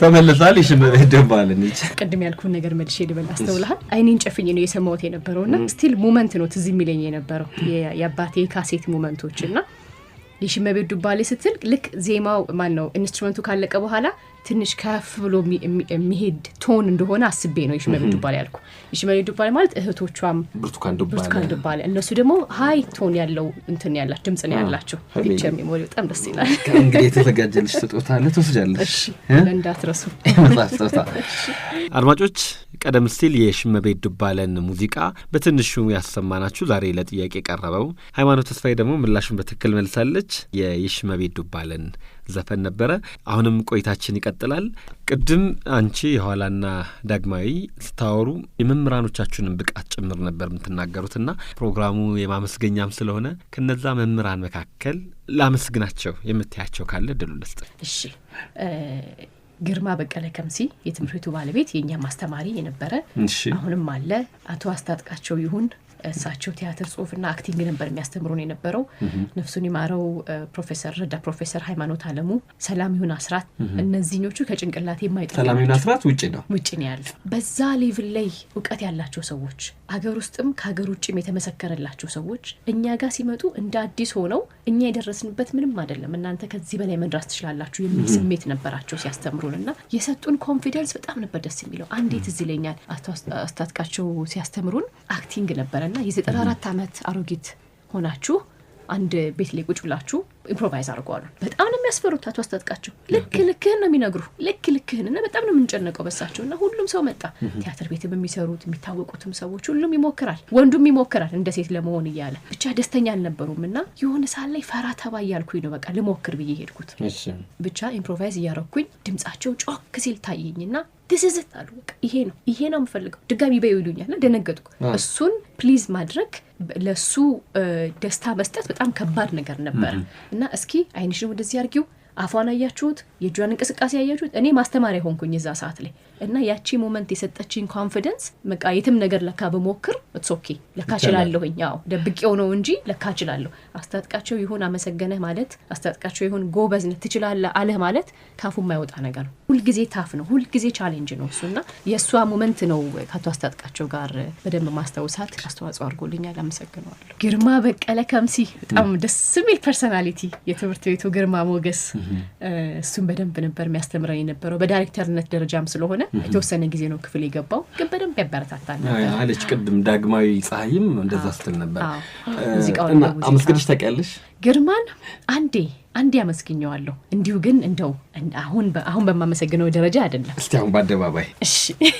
ግርማ በቀለ በጣም ነው ምንወድ ከሁሉ የበለጠ ቀድም እንዳልኩት ያንን ፕላትፎርም ታፍ በሆነበት የአርት እንትን ላይ ኢንዱስትሪ ላይ ያንን ፕላትፎርም ክሬት አድርገ ከገንዘቡ በበለጠ እኛ ለምንማረው ነገር አምሹር በውድ ዋጋ ነው የምታመጣቸው እነዛን ሁሉ ሰዎች አዲስ አበባ ዩኒቨርሲቲ ያሉ ሰዎች ራሱ ይፈልጉ ነበር እነሱ መጥተው እንዲያስተምሯቸውና ትልቅ አስተዋጽኦ አድርገህልናል ከቢዝነስ ከምታገኘው ነገር በበለጠ እኛ የምናገኘው ነገር አሳስቦ የተቻለህን ጥረት አድርገሃል ብዙ ቻሌንጆች እንዳሉ ብናውቅ ማለት ነውና ለዛ እናመሰግናለን በዛ መንገድ ሰክሰስፉል ብንሆንም ባንሆንም የዛን ጊዜ ላደረክልን ነገር ለአሁን ህይወታችን ትልቅ አስተዋጽኦ አድርጎልናልና ስላሰብክልን በጣም ነው የምናመሰግነው አሁንም አቢሲኒያ ሽልማት አይ ቲንክ እሱ መሰለኝ እሱ ላይ እየሰራ እንደሆነ አያለው ሶሻል ሚዲያ ላይ በደረስክበት በሰክሰስ በጣም ደስተኛ ነኝ እኔም አመሰግናለሁ በዚህ አደባባይ ጊዜ አሁን ይሄንን ስትናገሪ ቢሰሙ ምን የሚሰማቸው ይመስልሻል እኔ ደስ የሚላቸው ነው ይመስለኝ በጣም ይበላቸው መምህር ግርማ በቀለ ከምሲ እንደምን አላችሁ ሰላም ነው እንዴት ነገር ምሽ ታዲያ ያስደናል ሆይ ዛሬ ጉድ እየሰራይ ነው እንግዲህ እዚህ ያለው ግርማ ደግሞ ግርማ በጣም የሚገርም ሰው ነውና አገናኘን አይሚ እንዴት ነሽ ደህና ነኝ እግዚአብሔር ይመስገን ደህና ነኝ እንዴት ነገር ምሽ ሰላም ነህ ያው ሁሌ ነው ከታተላለሁ በነገራችን ላይ አንቺን ውጤቶች በየአርጣጫው እና ኩራታችን ነሽ። በጣም ነው የምንኮራብሽና አንተን ማኩራት ቀላል ነገር አይደለም። አመሰግናለሁ በጣም መምህር ግርማ። የተማሪ ጥሩ ደረጃ መድረስ ውጤታማ መሆን መምህር ዘንድ የሚፈጥረው ስሜት ምን አይነት ነው? በጣም ያኮራል። ምንድነው መሰለ በተለይ የነ ሃይማኖት ኳሊቲ ሁለት ባች ነው እኛ ኤክሰፕሽናሊ የምናስታውሰው። በአጠቃላይ በማስተማር ታሪክ ውስጥ የማስታውሰው ዩኒክ የሆነ በኢትዮጵያ ቲያትርና ፊልም ውስጥ ትልቅ ታሪክ የሰሩ ሁለት ባች ነው የማስታውሰው። አንዱ የሷ ባች ነው እና ሃይማኖት ክላስ ውስጥ በነበረችበት ጊዜ ባይዘዌ ይሄኛውን ዳይሬክሽን ሁለንተናዊ ብቃት እንዲኖራቸው እያደረግን ስናስተምራቸው ስለነበረ በየትኛውም ዳይሬክሽን ቢሄዱ ውጤታማ ሊሆኑ እንደሚችሉ እምነቱ ነበረን። እኔ እንደውም መናገር የምፈልገው አንድ ፓርት አለ። አንድ ቲያትር የዘመን ምስክር የሚል ብሔራዊ ቲያትር ከግሪክ ጀምሮ እስከ ኢትዮጵያ ድረስ የዓለምን ቲያትር ታሪክ አጠቃላይ ብሔራዊ ቲያትር የሰራንበት አንድ ታሪክ አለና እዛ ላይ ቲያትርን ከውድቀት የመመለስ ስራ የሰራች ቴዎድራ የምትባል አንድ የዓለም ቲያትር ታሪክ ውስጥ ያለች ካራክተር አለች። ያቺን ካራክተር በንጉስ ኮንስታንቲኖስ እና በኪንግ ጁስቲኒያን ፊት ያደረገችውን ፐርፎርማንስ የፓንቶማይም ትወና የሚተውን ሰው ተፈልጎ እዛ ላይ ሃይማኖት ካስት ተደርጋ ከአማኑኤል ሀብታሙ ጋር አማኑኤል ሀብታሙ የንጉስ ኮንስታንቲኖስን ካራክተር እሷ ደግሞ የቴዎድራን ካራክተር እንዴት አድርጋ መድረክ ላይ ብሔራዊ ቲያትር ታስታውሻለሽ? በደንብ አስታውሳለሁ ግርማ፣ በደንብ አስታውሳለሁ። አዎ። እና ኦፔራ ዳንስ አለው እዛ ላይ በጣም ነው የሚደንቅህ። እንትኑ ዳንስ አለው፣ ባሌት ዳንስ አለው። ያንን እንዴት አድርጋት በቃ ነጭ ልብስ ለብሳ እየተሽከረከረች መድረኩ በተለይ ከአዲስ አበባ ዩኒቨርሲቲ የቲያትር ጥበባት ትምህርት ክፍል ተጋብዘው የመጡ ተማሪዎች ሁሉ አሉ። የብሔራዊ ቲያትር ሙያተኞች አሉ። መላው ኢትዮጵያውያን የሙያ ሰዎች ያሉበት ነበረና እንዴት አድርጋ እንደተወነችው አልረሳም። ፐርፎርማንሷን በደንብ ትዝ ይለኛል። እኔማ በደንብ እያስታወስከኝ ነው። በደንብ ትዝ ይለኛል። ያረግነው ልምምድ ራሱ እና አቶ ሰለሞን ትዝ ካሉ የኦፔራውና ለባሌት ዳንሱ እነሱ ይቀርቡ ስለነበረ አንተው ጋር ከሚሰሩ ከዳንስ አስተማሪዎች ጋር እያሰለጠኑን ነበር። ለወራት ነበር የሰለጠነው የነበረውና ብሔራዊ ቲያትር ግራውንድ ውስጥ ሆናችሁ ለወራት። አዎ በጣም ነው የሚገርመውና እጅግ የሚገርም ጊዜ ነው እና የሃይማኖትን አጠቃላይ ብቃቶች ስገልጽ በነገራችን ላይ ይሄ በትወናውን ብትሄድ በጣም ፐርፌክት ልትሆን እንደምትችል ጥሩ ተዋናይ፣ ምርጥ ተዋናይ ከሷ ባቾች ነው። እንግዲህ አማኑኤል ሀብታሙ ወጥቷል፣ በዛ ዘርፍ ተዋናይ ሆኗል ሙሉውን ጊዜውን እና የሷ በዚህኛው ዳይሬክሽን ሄዶ ሰክሰስፉል መሆን ሲያንሳት ነው ብዬ ነው የምመሰክረው። ግርምሽ ግርማ እያመሰግናለሁ። በጣም ደስ ይላል። እንግዲህ ዛሬ ለታመሰግናቸው ከፈለገች ወይም ደግሞ ማትረሳ ውለታቸው አሉብኝ ከምትላቸው መምህራን መካከል ግርማ በቀለ ከምሴ አንድ ነው ስላለች ነው ያስገባሁት። ሁለንተናዊ ዲስፕሊን ያለሽ ልጅ ነሽና በርቺ ለማለት ፈልጋለሁ። ግርማንም አመሰግናለሁ። በጣም አመሰግናለሁ። ሀይሚ አሁን በሙዚቃ ፋታ እንድንወስድ አንድ ዘፈን ጋብዥን እስቲ። እንዳላቀዘቅዘው እንጂ ገዳም እንደገባ ጥሩ ነበር። ገዳም እንደገባ በጣም አሪፍ ነበረ። አድማጮች የኤፍሬም ታምሩን ገዳም እንደገባ የተሰኘው ሙዚቃ ሃይማኖት ተስፋዬ ጋብዛቸዋለች። ከሙዚቃው መልስ ቆይታችን ይቀጥላል። በ8101 ቅድም ያነሳሁትን ጥያቄ አሁንም በድጋሚ ላስታውሳችሁ። ሃይማኖት ተስፋዬ ከአጸደ ሕጻናት እስከ 8ኛ ክፍል ብሩህ ተስፋ ነው የተማረችው። ያኔ እሷ ስትማር የትምህርት ቤቱ ርዕሰ መምህርት ማን ናቸው? ሙሉ ስማቸውን ንገሩን። 8101 ላይ መልሶቻችሁን ጻፉልን። ገዳም እንደገባ ኤፍሬም ታምሩ። ይህ የያኔዎቹ ፕሮግራማችን ነው። እንደ መነኮሴ መራሽን ያየ አድማጮች ያኔዎቹን ነው እያዳመጣችሁ የምትገኙት። ሸገር ኤፍኤም 102.1 የኤፍሬም ታምሩን ገዳም ተጋብዛችሁ ነበረ።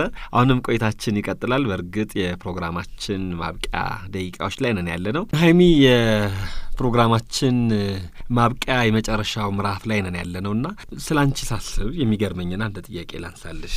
ጋዜጠኛ ሆነሻል፣ ዜና አንባቢም ሆነሽ ነበረ፣ ቲያትር ተምረሻል፣ ማርኬቲንግ ሰርተሻል፣ የካራቴ ትምህርትም ተምረሻል። አሁን የምትሰሪው ስራ ምንድን ነው የሚባለው? ማይስ ኢንዱስትሪ ነው የሚባለው የኛ ሙያ። የሚቲንግ ኢንሴንቲቭ ኮንፈረንስ ኤንድ ኤግዚቢሽን ኦርጋናይዘርስ።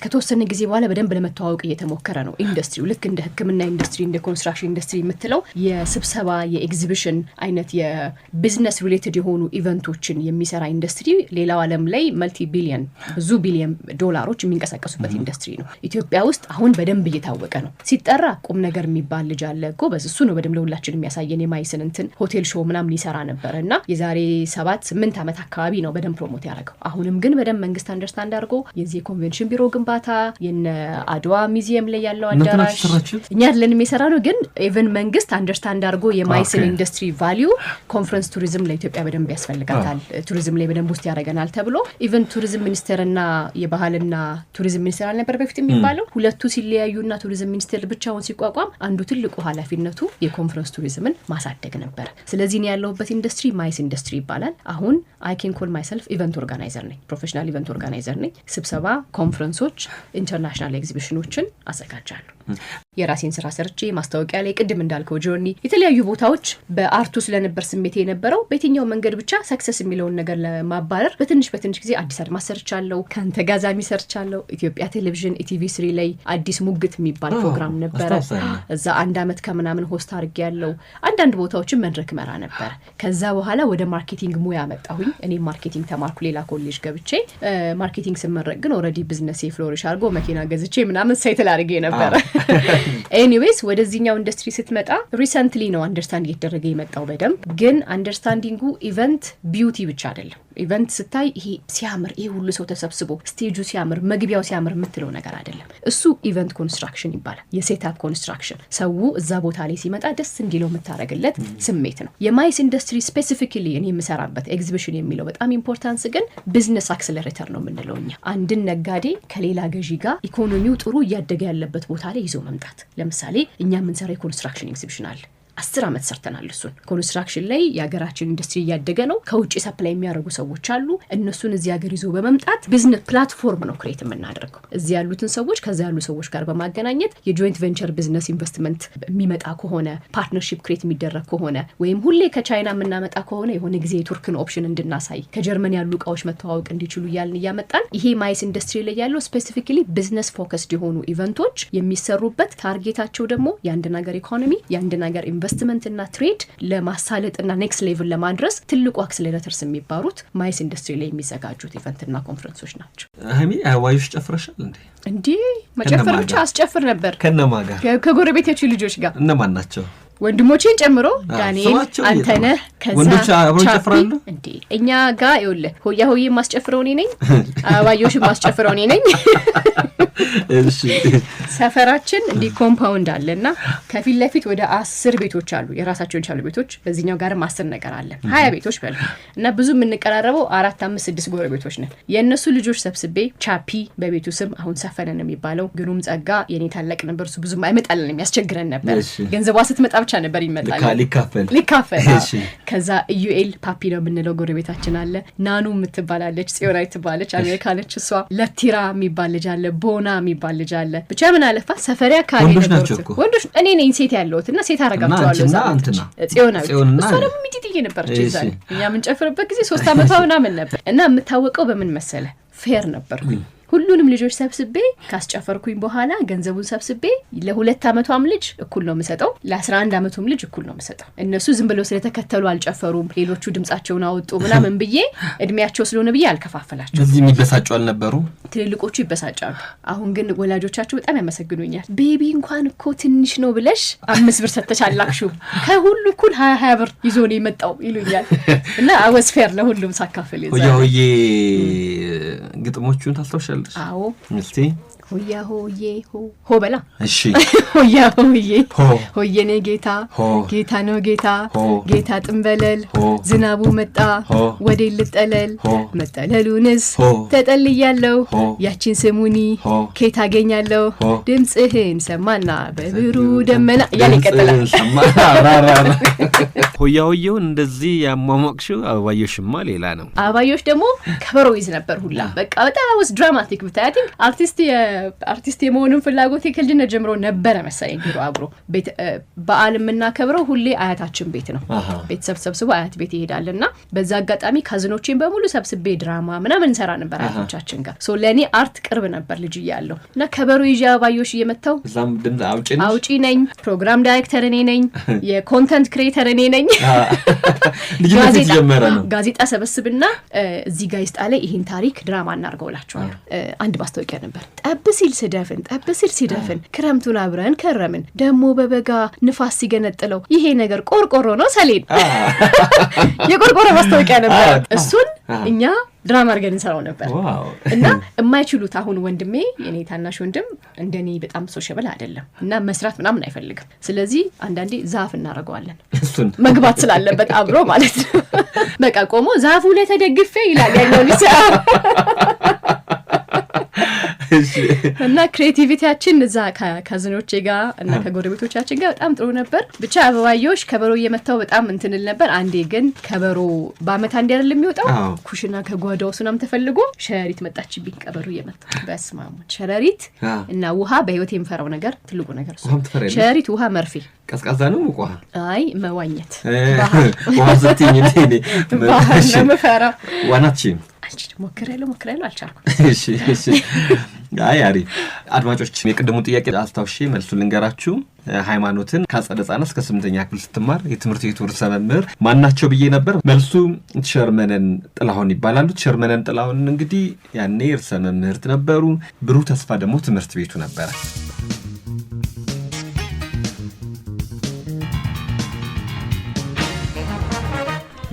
ያኔዎቹ ስላንቺ ሳስብ የምገረምባቸው ነገሮች ሚስጥሩ ምንድነው የሚለው ካንቺ ልስማ ቲያትሩ ላይ እንደው ሚኒ ሚዲያው ላይ ሰርተሻል ካራቴው ከዛ ደግሞ አሁን ያለሽበትም አለ የሚዲያው ላይ መተሽ ከሬዲዮ ቴሌቪዥን ላይ ሆስት አድርገሻል እንዴ አንድ ቦታ ላይ አይደለሽም የልሽ ሁሉም ቦታ ላይ ሄደሻል ምንድነው አለመርካት ነው ሁሉም ቦታ ላይ ወሰደሽ ሁሉን ምን መስራት ፍላጎትሽ ነው የሚገርመኝ ሁሉም ቦታ ላይ ሄደሽ ደግሞ ሰክሰስፉል መሆንሽ ነው የዚህ ሚስጥር ምንድነው በጣም ጥሩ ጥያቄ ነው ጠየቀኝ እኔም ራሴንም ጠይቀው ስለሆነ በቅርቡ ነው መልሱን የሚያገኘውለት እመመኘውን ነገር ለማግኘት እስከ መጨረሻው ሞክራለሁ ሬዲዮ ጋር ስመጣ ለዛሬ ነው ለነገ ነው ብዬ አይደለም መጣው በሬዲዮ ሄጄ ማግኘት የምችለውን የመጨረሻውን ጠጋ ስቤ ስለሆነ መመጣው የልቤን በሙሉ ነው የምሰጠው ላለሁበት ቦታ እሱ ይመስለኛል በየሄድኩባቸው ቦታዎች ሰዎች እንደሚሉት በጣም ጥሩ ነበርሽ እዚህ ጋር እኮ አርቲስት ብትሆኚ ኖሮ ጋዜጠኝነቱን እኮ ብትቀጥይበት ኖሮ እንደዚህ ኖሮ የሚሉኝ በጣም ብዙ ሰዎች አሉና እሱ ሙሉ ለሙሉ መሰጠቴ ይመስለኛል አንድ ነገር ሲይዝ ለዚህ መሸጋገሪያ ነው ለዚህ ብዬ ነው ሳይሆን ቃልሁበት ማረግ አለብኝ ብዬ ሁሉን ነገር ስሜቴንም ፍላጎቴንም ጥናቴንም ሁሉን ነገር ሰጥቼ ነው እዛው ውስጥ መገባበት ለዛ ይመስለኛል የገባውባቸው ነገሮች ላይ ጥሩ ይሆንኩት ከዛ ውጪ ሁሉም ቦታ ብዙ ቦታዎች የመርገጥ ምስጥር ግን ደስታን ፍለጋ ልልክ አልችልም የሆነ ማስበው ቪዥን አለ አሁንም ገና ነኝ ባይ ዘ ዌይ አሁን ይሄን ካምፓኒ ከፍቼ 10 አመት እንዴት እዚህ ውስጥ ልቆይ ቻልኩ ብዬ ራሴን ስጠይቅ ነው አሁን እንኳን ጠየቀኝ ያልኩን ጥያቄ መልስ ያገኘሁት ማለት ነው በፊት እንዳልከው ቲያትር ላይ ገባሁ አየሁ እኔ በመፈልገው መንገድ ለመድረስ በጣም ረጅም መንገድ አለው ያ ረጅም መንገድ ደግሞ እድሜንም ጊዜንም ሞራሌንም ይወስድብኛል ስለዚህ ላይፍ እሱ ብቻ አይደለም ሌላ አለ ማርኬቲንግ ተማርኩ አዲስ አበባ ማስገባው ጉዳይ አስፈጻሚ ነኝ የገባሁት አወዝ ኖት አፍሬድ አርቲስት ሆናለሁ ብዬ የማስብ ሰው የተለያየ መድረክ ላይ ሰራው ሰው ጉዳይ አስፈጻሚ ሆኜ ስመጣ ጉዳይ አስፈጻሚነቴ ቦታውን ሳይሆን ማስበው አዲስ አድማስ ውስጥ ሰርቼ ከአዲስ አድማስ ጋዜጠኞች ከነነብይ መኮንን ከነማን ተምሬ የቱ ጋር ነው የምደርሰው የሚለውን ትልቁ መንገድ ነው ማየው ነበር እና እዛች ውስጥ አመት ከ6 ወር አካባቢ ጉዳይ አስፈጻሚ ሆኜ ሰርቻለሁ እዛ ሆኜ ያሰፋ ጎሳዬ መታሰቢያ የሚል ፕሮግራም 3 ጊዜ ኢቨንት አዘጋጅቻለሁ ኢቨንት ኦርጋናይዝ ማድረግ እንደምችል ከማወቄ በፊት ማለት ነው ፑሽኪን አዳራሽ ብሔራዊ ቲያትር ቤት በጣም የተሳካ ኢቨንት ነበር ብዙ የኪነ ጥበብ ሰዎችን አስተባብረን ቱ ዘ ፖይንት የቻይነኛ ሙዚቃ ከኢትዮጵያዊ ሙዚቀኞች ጋር ኢንፊውዝ አድርጌ ኮንሰርት ሰርቻለሁ የት አዲስ አድማስ ውስጥ እሺ ያሰፋ ጎሳዬ መታሰቢያ ማለት ነውና እኔ መጀመሪያት እያንዳንዷን ትንሿ ነገር ለኔ ትልቅ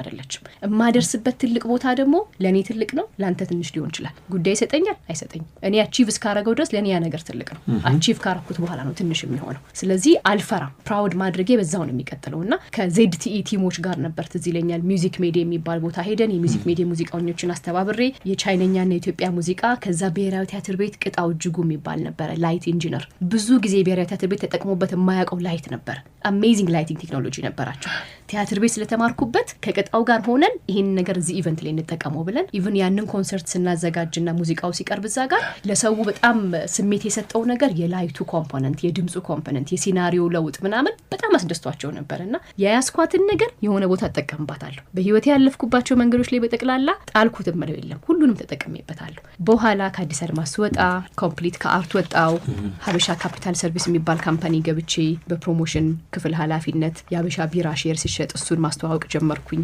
የዛኔ ኦልሬዲ ሚዲያ አውቃለሁ፣ ቲቪ አውቃለሁ፣ ሬዲዮ አውቃለሁ፣ ዋጋቸውን አውቃለሁ፣ የትኛው ፕሮግራም የተሻለ ነው የሚለውን አውቃለሁ። አያደል ምን ወደ ምን እንደሚመራ እኔ አርቲስት ልሁን ብዬ ነው እነዛው ስሰራይ ነበር። ግን ዲፕ ኢንሳይድ ገብቼ ስለነበር ብዙ ኖሌጅ ሰጥቶኝ ነበር። እዚህ ጋር ስመጣ ኢቨን ያ ሌላ በጣም በህይወቴ የማመሰግነው ሰው ግርማዬ ማረሰው እስክንድር ሞገስ ይባላል። የሀበሻ ሲሚንቶና የሀበሻ ካፒታል ሰርቪስ መስራች። እሱ ጋር መቀጠር ማለት ህልም ነው ግርማዬ፣ ህልም ነው እሱ ጋር መቀጠርና እሱ ጋር ሲሄድ ሲቪ ራሱ አልነበረኝም። ትምህርት ገና አልጨረስኩም። አንደኛው ትምህርት ብቻ ነው ያለው ኮሌጅ የተማርኩ ነው ማርኬቲንግ። ቢሮ ሲሄድ ለመቀጠር አጋጣሚ አዲስ ቢሮ እያደራጀ ስለነበር አገኘሁት ከሴክሬታሪው ቀጥሎና ሃይማኖት እንዴት ነሽ አለኝ። እንዴት አወቀኝ ብዬ ድንግጥ ነው ያልኩት። ለካ አንድ መድረክ ላይ ጠርተውኝ ስለ ቴኳንዶ ስለ ሴትነትና ስለ ጥንካሬ ንግግር እንዳረግ ብለው እዛ ላይ ያረኩት ንግግር ጭንቅላቱ ውስጥ ቀርቷል። አቶ ብሸት ሩቅ አለሞ በዛ ይዘው ሌላ ማስታወቂያ ስራ ውስጥ እያሰሩኝ ነበር አብረን እንስራ ብለውኝ ከሴቶች ጥቃት ጋርና ውመን ኢምፓወርመንት ጋር በተያያዘ የዛኔ ደግሞ በስማሚኒ ታሪክ እኮ ብዙ ነው። አንተ እስክንድር ሃይማኖት ብሎ ተነስቶ ተቀበለኝ። ማስታወሱ ገርሞኛል። ያን የሚያክል ሰውና ሲቪ ልሰጠው ስል እኔ ያንቺ ሲቪ ያስፈልገኝም አለ። አንድ ቀን እዛች መድረክ ላይ ተናገርሻት ነገር ያንቺ ማንነት ያንቺን ጭንቅላት አሳይቶኛል። ስለዚህ በዲግሪ መከፍለው ይሄን ያክል ነው፣ በዲፕሎማ መከፍለው ይሄን ያክል ነው። 1200 በዲፕሎማ 1500 በዲግሪ። እኔ በፊት የሚከፈለኝ አዲስ አድማስ 600 ብር ነበር። አንቺን ዕውቀትሽን ስለምተማመንብሽ ዲፕሎማውም ዲግሪውም ገና አልወጣም የዛን ጊዜ በዲግሪ ሂሳብ ከፍልሻለሁ።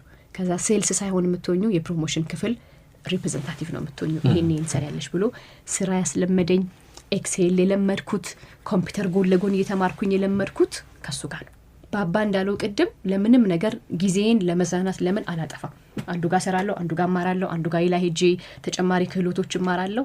እስክንድር ግን የሰጠኝ እድል በእኔ የሰጠው መተማመን እዛ ቢሮ መቼም ሞት አይመስለኝም ነበር። ግርምሽ በጣም ደስ የሚል ቢሮ ነው እንክብካብ። ከዛ ወዲያው ምን አደረገኝ ከአንድ ወር በኋላ ከወጣቶቹ ቲሞች አወጣኝና ሲኒየር የበደሌ ጠማቂ ያምቦሃ ስራ አስኪያጅ ምናምን የነበሩ ሰዎች ጋር እነሱ ክፍል አስገባኝ። ትልልቅ የአባት ሰዎች የህይወቴ ሜንተሮች እነሱ ራሳቸው አቶ ስጢፋኖስ የሚባሉ ነበሩ፣ አቶ በዳዳ የሚባሉ ነበሩ። እዛ ሆኜ የሀበሻ ቢራን የመጀመሪያውን መሰረት ድንጋይ ሲተከል እንትን ደብረ ብርሃን ኢቨንት ሰርቻለሁ። ላይቭ ኢቨንት ኢትዮጵያ ቴሌቪዥን ላይ የሚተላለፍ ኢቨንት ሰርቻለሁ ለነሱ እና እነሱ የሚያሳዩኝ የነበረው ያንቺ ፊውቸር ምናምን ይሉኝ ነበር። ኤኒዌይስ ዋናው እስክንድርን ማመሰግንበት ፖይንት አንድ እድል በመስጠቱ፣ ሁለተኛ እዛ ድርጅት በሰራው በ3 ወሬ ውስጥ ስራ ልቀቂ እንኳን አይደለም ያው ስራ ልቀቂ አለኝ በለው ሌላ ድርጅት እንድገባ ማለት ነው። እንዴ አለቀስኩ። አለቀም ምን ነው ምን አረኩ ምን አስከፋው ካልኩት አይደለም ያንቺ ችሎታ ያንቺ አቅም ያንቺ ዕውቀት በዚህ ተሸፍኖ እንዲቀር አልፈልግም። ስለዚህ ሞር ቻሌንጅ የምታገኝበት ሞር ኔትወርክ የምታገኝበት ቦታ መሄድ አለብሽ። የመጀመሪያ ንግድ ፍቃድ የኮሚሽን ንግድ ፍቃድ ያወጣሁት እሱ ጋር ነው ግርማዬ። እሱ ጋር እየሰራው ፍቃድ ሰጥቶኝ ነው ሄጄ ንግድ ፍቃድ ያወጣሁት።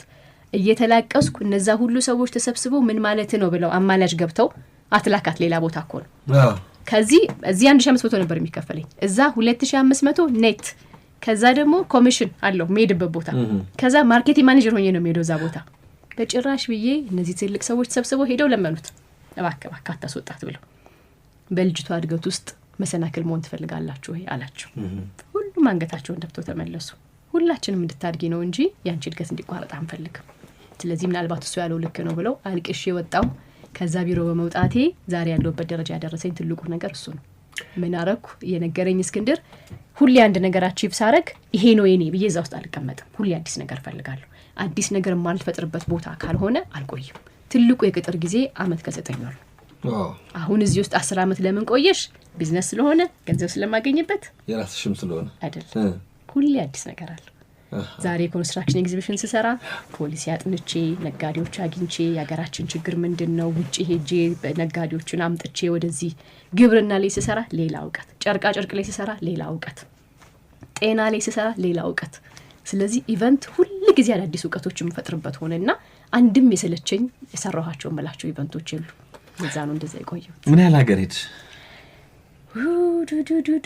አንድ 12 ሀገር አልሄድኩም። 12 ሀገር ግን ብዙ መመላለስባቸው 3 ሀገሮች ናቸው። ዱባይ፣ ቱርክና ጀርመን ስራዎች ያሉት ብዙ ስለሆነ ካንቺ ስራ ጋር የሚገናኝ ከኔ ስራ ጋር የሚገናኝ ብዙ ስላለ ደስ ይላል። ሀሚ እንግዲህ የፕሮግራም መምህራኖች የክፍል ጓደኞችሽ አሁን ሃይማኖት የት ነች ያለችው ብሎ ቢያስቡ የት እንበላቸው? እስካሁን የተመጣ ነው አለ የት ነኝ ትያቸዋለሽ? እኔ አሁንም መንገድ ላይ ነኝ። ለኔ ገና ጆርኒ ላይ ነኝ ያለሁት። ገና ሌላ አቺቭ ማድረጋቸው ማስቀምጣቸው ነገሮች አሉ። አሁን ግን ያለሁት ኢቲኤል ኢቨንትስ የሚባል ካምፓኒ ላይ ሲኢኦ ሆኜ ራሴው ክሬት ያደረኩት ኢቨንት ካምፓኒ አባቴ ሼር ሆልደሬ ነው። እሱን 10 አመት ከሰራው በኋላ በቅርብ ደግሞ አብረውኝ የሚሰሩ ልጆችን እነሱ ላይ ኢንቨስት አድርጌ ሌላ ሁለተኛ ዘ ወርክሾፕ የሚባል የፕሪንቲንግ የኢቨንት ማቴሪያል ኮንስትራክሽን እና ፕሮዳክሽን የሚሰራ አዲስ ካምፓኒ ከፍተናል። በደንብ የተቋቋመ ካምፓኒ ነው። የሱ ኮፋውንደር እና የነሱ አድቫይዘር ሆኜ እሰራለሁ። ሌላ ደግሞ እንደዚሁ አብራኝ የምትሰራ የነበረች ልጅ ላይ ኢንቨስት አድርጌ ወደር ስትራቴጂስ የሚባል ደግሞ የቢዝነስ ኮንሰልቲንግ እና ስታርታፕ እና ሚድል ስኬል ላይ ያሉ ካምፓኒዎችን ወደ ኔክስት ስቴፕ መሄድ እንዲችሉ እነሱን የኮንሰልቲንግ እና የሰፖርት ሰርቪስ የሚሰጥ ስታርታፕ ካምፓኒ አዲስ ካምፓኒ ስታርታፕ ካምፓኒ ነው እሱ። እሱን ከፍተን ሁለቱን ድርጅቶች በኮፋውንደርነት እና በማስተባበር ዋናውን ደግሞ ኢቲኤል ኢቨንትስ የሚለውን ደግሞ ድርጅት በሲኢኦነት እየመራሁኝ ዛሬ ነኝ ያለሁት አሁን። በጣም ደስ ይላል። እንግዲህ ከዚህ ሁሉ ጀርባ ከትየመነን እስከነ እንዳለ ለመንግስቱ ምናለ ነጋሽ ግርማ ሁሉም አስተዋጽኦ አድርጓል። በጣም የነዚህ አስተማሪዎች ዋጋ ስንት ነው? ምን አልኩ ቅድም ስንገናኝ ዋጋ የላቸው። ምክንያቱም ህይወታችን እነሱ ናቸው። ግርማይ ባለፈው ሳወራት ዝካለ መጥፎ ያረገብኝ አስተማሪ ትዝ አይለኝም። ያጠፉ እኮ ይኖራሉ፣ ግን እነዚህ ጥሩዎቹ መብዛታቸው መጥፎዎቹን ኮምፕሊትሊ እንዳናስባቸው አድርጓል። አሁን አስተማሪ ላይ ያሉ ሰዎች ማሰብ ያለባቸው ነገር የነገውን የሀገር መሪ እየቀረጹ እንደሆነ ማሰብ ያለባቸው። ስሜታቸውን በደንብ መግታት ይገባቸዋል ለነዚህ ልጆች ፊውቸር ሲሉ ማለት ነው። ልጅ ያለው አስተማሪ ደግሞ ልጁን ስለሚያውቅ ለዛ ብሎ እኔ በህይወቴ አስተማሪ ብዬ የማስባቸው ሰዎች በቀለሙ በስፖርቱ ያስተማሩት ሰዎች አሉ። ከዛ ውጪ ግን ለኔ በህይወቴ በተለያየ መንገድ እንጌጅ ያደረጉ ልክ እንደ እስክንድር ሞገስ አይነት ሰዎች የህይወት አስተማሪዎቼ ናቸው። በክፉም በደጉም የህይወት አስተማሪዎቼ ናቸውና በአጠቃላይ ግን መምህራኖች በሚለው በተነሳንበት ለኔ ዋጋ የላቸውም። በጣም ዋጋቸው ከንትን ከሊሚት በላይ ነው። አይ ዊሽ እንደ ሀገር ማስበናቸው እነሱን ምናመሰግንበት ነገር ቢኖር እናንተም እግዚአብሔር ያክብራችሁ ይህን ፕሮግራም በማዘጋጀታችሁ ትልቅ ምስጋና ይገባቸዋል። በሰክሰስ አይደለም ከሌ ዶክትሬት አገኘ ከሌ ማስተርስ አገኘ ይሄን ያክል አስተማሪ አይደለም። ምን ያህል ሰው አበቃ፣ ምን ያህል ሰው ጭንቅላት ውስጥ ያ ሰው ተቀርጾ ቀርቷል የሚለው ነገር ነው ዋናው ነገር። ግማሹ በቀለም ይማራል፣ ግማሹ በአርት ይማራል፣ ግማሹ በስሜት ይማራል። ስለዚህ ያ ሰው በዛ ሰው ሊያረጋው አስተዋጽኦ ቀለሙ ብቻ ስለማይሆን ፐርሰናሊቲያቸው ሊያስበው አሁን ያሉ አስተማሪዎች ቢሰሩ ብዙ ከኛ የተሻሉ እንደሚያወሩት አይነት ሰዎችን ማብቃት ይችላሉ ብዬ አስባለሁ። ደስ ይላል። ሃይሚ እንዴት ነበር ቆይታችን? እንዳልኩ ነው ሮለር ኮስተሩ እንዳለ ሆኖ በህይወቴ በጣም ከተደሰትኩባቸው ቀናቶች በጣም አንዱ ነው። ግርማይ በጣም ማመሰግነ እግዚአብሔር ያክብርህ። አንተን መቼም በመጀመሪያ ፈጣሪ ለዚህ አብቅቶን እኔ አንተ የመጀመሪያ ጊዜ ሸገር ገባህ የሚለውን ነገር ሳይ ዛሚ ላይ የነበረህን እንትን ስለማቅ ሞቲቭ ስለማቅ በቃ ግርማ ትክክለኛ ቦታ አገኘ። ትዝ ካለ ደውዬ እንኳን ደስ አለኝ ብያለሁ። በቃ that's your place ብያለሁ። because እኔ ሸገር ሲከፈት እኔ 19 ዓመቴ ነበር። የሆነ ቦታ ማስታወቂያ አድርሼ አዲስ አድማስ ተላላኪ ሆኜ ይሰራው ማስታወቂያ አድርሼ ስመለስ ታክሲ ውስጥ ነበር ሸገርን ስሰማኝ ነበርውና ተገረምኩ። ታውቃለህ ቶናሊቲው ዜና የሚያነቡበት መንገድ እንዲ ተባለ። ማን ነው የሚሰማቸው? ሰው ምንድነው የሚሟዘዙት የሚል ሰው ይኖራል። እኔ የዛን ጊዜ ግን ፊውቸራቸውን ይታየ ምን አይነት ደፋር ሰዎች ናቸው። አዲስ አይነት አቀራረብ ተመሳሳይ ነገር ለለመደ ሰው ይዘው ይመጡት። ፊውቸራቸው ምን ይሆን አንበሶች ብዬ ነው ደስ ያሉኝ የነበረው እዛች ታክሲ ውስጥ ሆኜ and look ሸገር ያለበትን ቦታ በጣም ነው ፕራውድ ማረገው ስለ ሸገር ሳወራ። and ብዙ ማስታወቂያዎች ሲኖሩኝ መጀመሪያ መሸጠው ለሸገር ስለማምንበት እና አንተም እዚህ በመግባት የጋዜጠኝነት ሙያህን to the next level እንድትወስደው ጋዜጠኛ መሆን ብቻ ሳይሆን ሶሳይቲውን መጥቀም የሚችል ነገር የመስራት ፕሮግራም የሚቀርጽ አንተን ታውቀዋለህና ትክክለኛ ፕላትፎርም ላይ ስለመጣ ነው። ስለዚህ ኤቭሪ ነጋዴ ኤቭሪ ቢዝነስ ፈጣሪ ፕላትፎርሙ ፊውቸሩን እያሰበ ነው መፍጠር ያለበት እንጂ ዛሬ ስለሚያገኘው ገንዘብ እያሰበ አይደለም። ለዚህ አይ ቲንክ የሸገር ባለቤቶች ትክክለኛ ምሳሌ ይሆናሉ። ስለጠራኸኝ በጣም ደስ ብሎኛል። አንተን እዚህ ቦታ ስላገኘሁክ ለዚህ ፕሮግራምም ትበቃለሽ ብለህ ስለጠራኸኝም እግዚአብሔር ያክብርህ። በጣም ነው ደስተኛ ያደረከኝ ዛሬ እና አዲስ ተጨማሪ ስራ ሰጥተኸኛል። ደስ ይላል። አስተማሪዎች በሙሉ ፈልጌ አግኝቼ አብረን exactly ከስቱዲዮ ማንን ሙዚቃ እየሰማን እንጣ? ዳግዬን ሙዚቃ እንስማ። ጓደኛሽ ምን የሚለው ውበቱ የህይወታችንን ውበት በዛው እናድንቅ። የወንዱን ባይሆንም እኔም ወደ ኋላ ብዙ ስለመለስከኝ የህይወቴን ውበት ነው ያየሁበት ወደ ኋላ ውበቱ ሸጋሎ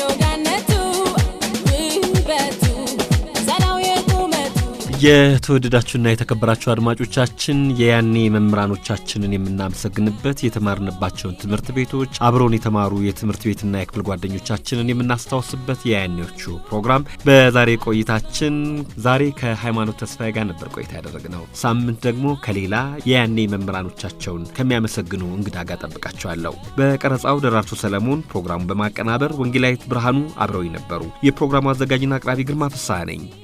ይህ የያኔዎቹ ፕሮግራማችን ነበረ።